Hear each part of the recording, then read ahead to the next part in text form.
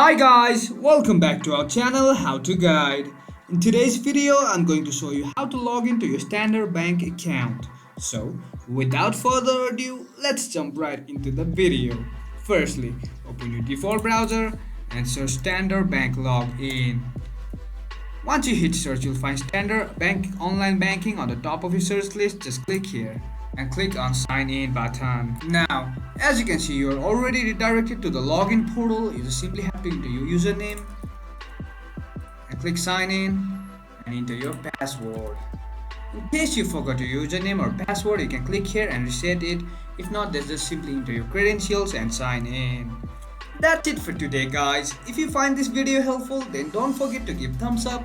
Comments and feedbacks will be appreciated. Subscribe to our channel and don't forget to hit the bell icon so that I can come up with new videos like this.